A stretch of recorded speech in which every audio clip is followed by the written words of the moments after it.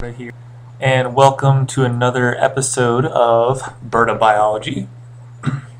Today we're going to be starting the topic of cells. And I've broken down my little cellular organelle lectures into three tiny little parts here. So the first part that we're going to be talking about is cellular compartmentalization. So why is it that we actually have cells? And why do they have those little divisions within cells? So what's the whole point? You're going to see that it's actually going to help greatly increase the efficiency of the cell.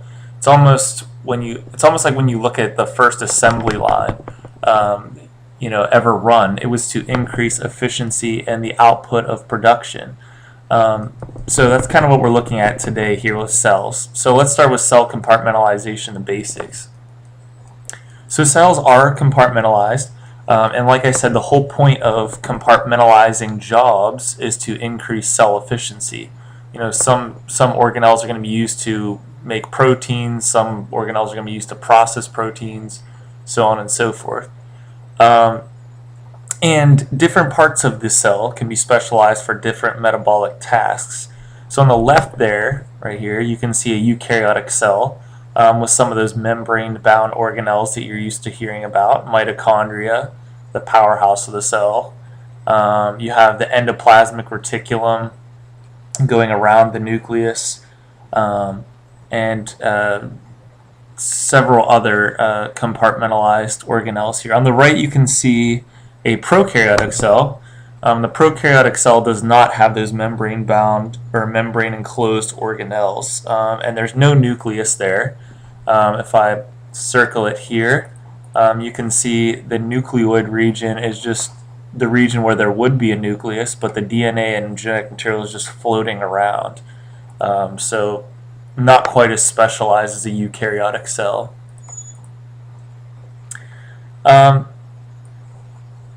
Next part I'd like to talk about are just the major differences between the prokaryotic and eukaryotic cell.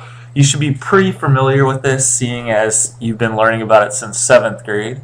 But the major dividing line would be the fact that prokaryotic cells do not have those internal compartments or membrane-bound organelles, and prokaryotic cells do not have a nucleus, as opposed to eukaryotic cells, which are much more specialized, much more efficient. They do have a nucleus to contain their DNA, as well as the membrane-bound organelles, which greatly increases the efficiency of the cell, which also leads us to the fact and the point of why eukaryotic cells can be much larger. Because of their efficiency, because of their organization, they can produce much more ATP. So prokaryotic cells are also known as bacteria. My prokaryotic sign got kind of blocked out here. And bacteria are, the vast majority of life on Earth, the first cells actually to ever evolve. They are unicellular. Typically they do contain less DNA and are smaller than eukaryotic cells because of the efficiency.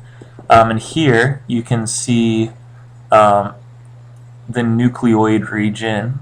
Their genetic material is simply floating around, so there's no nucleus. And this particular bacterial cell actually does have a cell wall. You can see here surrounding it. That can be made up of things like peptidoglycan and things like that, which is what you use when you, the peptidoglycan is what's stained when you do a gram stain as well. So just some basic features there of a prokaryotic cell. And of course, we have the eukaryotic cell. So on the left here, we have a plant cell. And on the right there would be an animal cell. And you can see the plant cell has the cell wall. That's a pretty dead giveaway, as well as the chloroplast, the photosynthetic center of the plant cell. The animal cell, this particular animal cell does have a flagellum. So this could be a pond-dwelling creature, perhaps, maybe a protist of some sort that can swim around. And the flagellum is not found on every animal cell, but this one does contain one. Plant-like eukaryotic cells, as you know, plants do go through photosynthesis, so they turn solar energy into chemical energy, which we're going from sunlight to a chemical energy, which is, that's right, hopefully you guessed it, C6H12O6, or sugar, so solar energy to sugar. And those are just some of the main components of the plant cell there. Everything is basically the same for the most part, except two, well, maybe more than two. This would be a main difference between animal cells. That animal cells do not have the chloroplast. Animal cells don't have that huge central vacuole right here. And plant cells do not have the cell wall. So those would be three major portions that are unique to plant eukaryotic autotrophic cells. And then, of course, we have the animal-like eukaryotic cell. And the main distinguishing fact of the animal cell is that it is heterotrophic, which means that it has to ingest other things, other organisms, other materials for its main mode of nutrition. It cannot make its own. Fungi would also fall into this category, as well as some of those heterotrophic protists.